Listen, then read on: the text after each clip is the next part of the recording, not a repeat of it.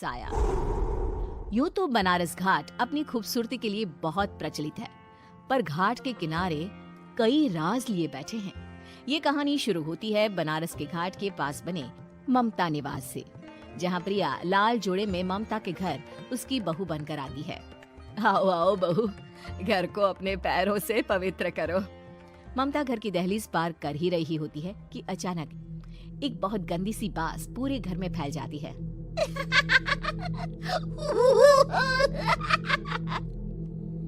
ये बदबू और ये आवाजें, ये कौन हंस रहा है माँ? अब ये पड़ोसी ना हमारे थोड़े अलग से है। कहाँ हम शाकाहारी और ये मांस मच्छी खाने वाले। छोड़, तू ध्यान मत दे और गृह प्रवेश कर। और हाँ बहू, अपनी सास की एक बात हमेशा याद रखना, इन पड़ोसियों से तो कभी बात नहीं करेगी।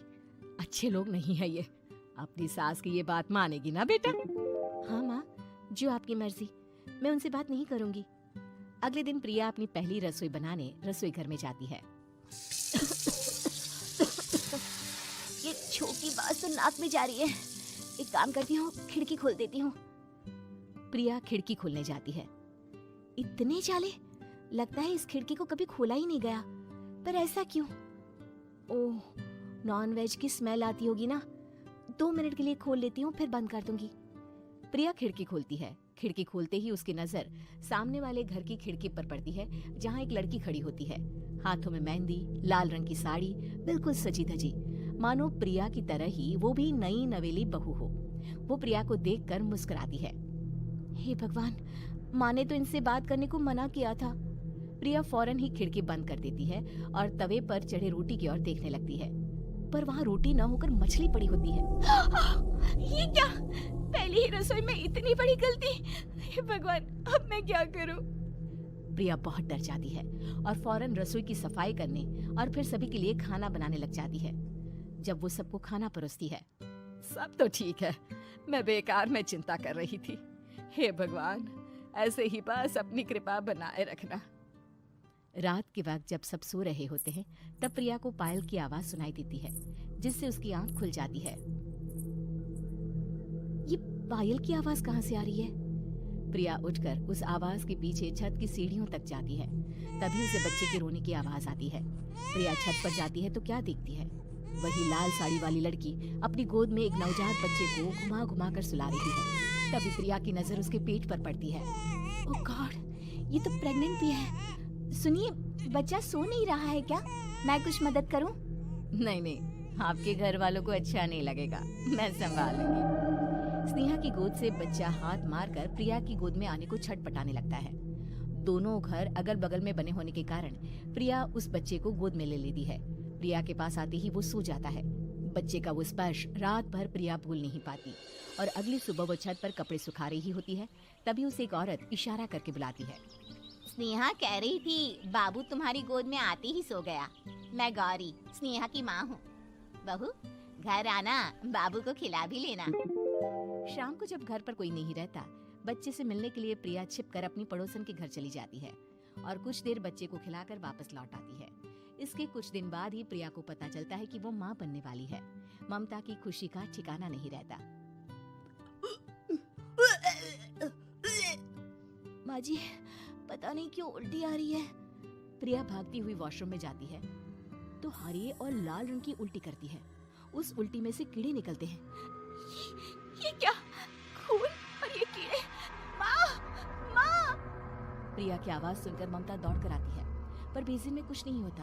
प्रिया हक्की बक्की रह जाती है। ये सब क्या हो रहा है? प्रिया घबरा जाती है और अपने कमरे में जाकर सो जाती है। डर के कारण वो इतनी थक जाती है कि उसकी आंख लग जाती है। तब उसे ऐसा लगता है उसके पेट पर मानो कोई बैठा हुआ हो। कौन हो? प्रिया के पेट पर एक 5 महीने की बच्ची बैठी हुई थी, जो बुरी तरह जली हुई थी। माँ, तुम ही मुझे लाई ना अपने पेट में? मैं तुम्हारी माँ नहीं हूँ। कौन हो तुम? माँ, देखो मैं जल गई बुरी तरह से। 6 महीने पेट में रहने को भी मुझे नहीं मिला। सहला दो ना माँ। बचाओ! बचाओ! माँ! ममता दौड़कर कमरे में आती है। प्रिया की बातें सुनकर वो सब समझ जाती है। तू कहीं बगल वाले घर में तो नहीं जाकर आई ना बहू? मुझे माफ कर दो, मैं गई थी माँ। उस घर में सब मरे हुए हैं बहू। कई साल पहले स्नेहा उस घर में बहू बनकर आई थी। कुछ ही दिन में वो एक बच्चे को जन्म देने वाली थी। पूरा घर बच्चे के आने की खुशी में खोया था कि एक दिन अचानक उस घर में आग लग गई। सब बुरी तरह जलकर मर गए। गौरी आज भी दादी बनने का इंतजार कर रही है और इसीलिए स्नेहा ने अपना अजन्मा बच्चा तुम्हारी कोख में डाल दिया। ममता ये कह रही होती है कि पीछे से उसके पैरों को एक बच्चा पकड़ लेता है। दादी दादी। माँ, स्नेहा की गोद में यही बच्चा था। ये बच्चा कौन है फिर? तेरी मौत है। तेरी भी दादी। जिस चीज का ममता को डर था वही हो गया। ममता निवास के ऊपर मौत ने चादर बिछा दी थी। प्रिया का पेट ऐसे बढ़ जाता है मानो 9 महीने का हो। 2 हाथ उसके पेट से बाहर निकलते हैं। बहू, संतोष को फोन कर, किसी पंडित जी को बुला बहू। प्रिया का पति भागता हुआ घर आता है। ये तो होना ही था माँ। तेरा पाप तेरे सामने आ गया तो तू सह नहीं पा रही है। स्नेहा घर में आग लगी नहीं थी, माँ ने लगाई थी प्रॉपर्टी की लालच में। और वो बच्चा मेरी पहली पत्नी का बच्चा है, मेरा बेटा, जो कि उस आग की चपेट का शिकार हो गया था। मैंने तुमसे ये सब माँ के कहने पर छुपाया था। मुझे माफ कर दो प्रिया। तुम अगर चाहो तो यहाँ से जा सकती हो। मैं तुम्हें किसी भी बंधन में रखना नहीं चाहता। मेरी शादी हुई है आपसे, मैं आपको छोड़ नहीं सकती, पर उससे पहले हमें स्नेहा, उसकी माँ और बच्चे की आत्मा की शांति करवानी होगी। संतोष और ममता गौरी के घर जाते हैं। अंदर सब कुछ जला हुआ होता है। जमीन पर जली हुई लाशें बिखरी हुई थी। ममता रो रो कर अपनी करने की माफी गौरी से मांगती है। प्रिया स्नेहा के घर वालों का अंतिम संस्कार करवा देती है और ममता निवास फिर से आत्माओं के